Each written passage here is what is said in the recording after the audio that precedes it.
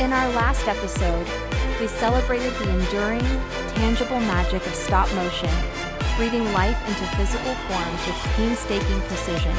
But as we hinted, a new era was dawning, one that would challenge every preconception of what animation could be, demanding new skills, new tools, and a radical shift in perspective.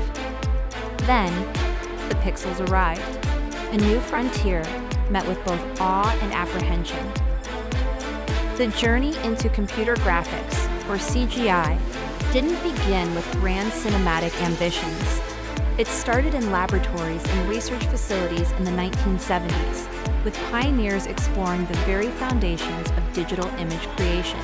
Early experiments were rudimentary: wireframe models, simple geometric shapes, and abstract patterns. The process was incredibly slow, expensive, and limited by the computing power of the era. But visionaries saw potential. By the early 1980s, computer graphics began to cautiously integrate into mainstream film. Think of the groundbreaking, if primitive, digital landscapes in Tron in 1982, which transported audiences into a fully digital world for the first time. Or the subtle, but impactful, use of computer graphics for specific visual effects in films like Star Wars. These weren't full animations as we know them today, but rather carefully placed elements: a generated landscape, a vehicle rendered from code, or a complex abstract sequence. They were expensive technological marvels, showcasing what was possible, even if what was possible was still quite blocky and clearly artificial. The craft was in its infancy, taking hesitant, pixelated steps into the cinematic spotlight. As CGI's presence grew, so did the backlash. For many, especially those steeped in the rich traditions of hand-drawn cell animation or the tangible artistry of stop motion, this new digital frontier felt cold, sterile, soulless.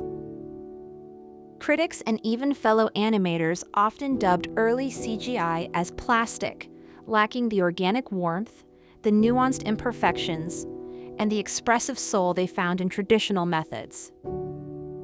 Animator James Baxter famously said, "If it looks too much like reality, it loses its charm."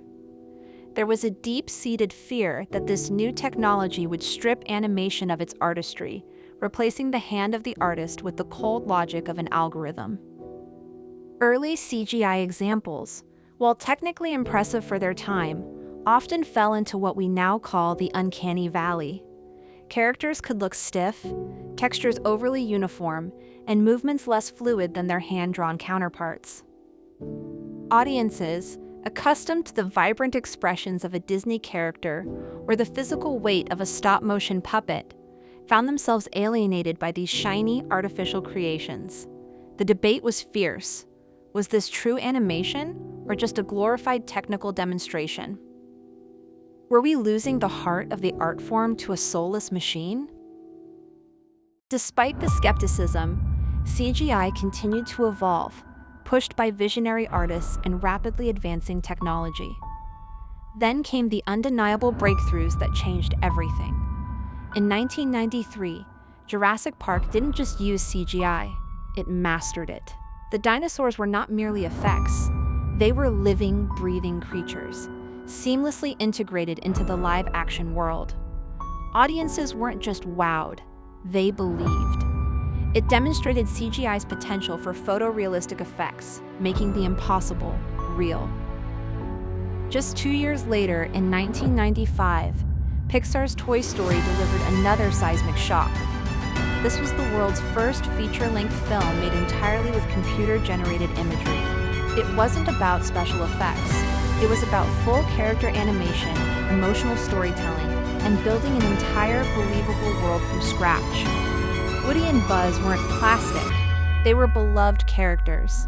These films didn't just prove CGI's viability, they demonstrated its immense creative power, showing it could not only create stunning realism, but also evoke profound emotion and tell compelling stories, revolutionizing animation and cinema forever.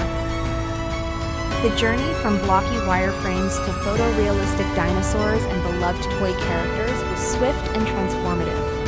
CGI overcame its early hurdles, pushing past initial resistance and proving its invaluable place in the animator's toolkit. The soulless debate eventually faded, replaced by an understanding that the artistry lies not in the tool, but in the hands and vision of the artist wielding it. This dramatic shift, this embracing of digital artistry, fundamentally altered how we create and consume animated content. But it also proved that every new frontier, no matter how revolutionary, will always face its share of apprehension. If this transition from hand-drawn to pixels sparked so much debate and changed everything we thought we knew about animation, what happens when machines don't just render the images, but start doing the animating themselves? Join us next time as we explore how animation began to truly blend these worlds, combining the best of traditional and digital. Don't forget to like this video, share it with fellow animation enthusiasts, and subscribe so you don't miss our continuing journey through the evolution of animation.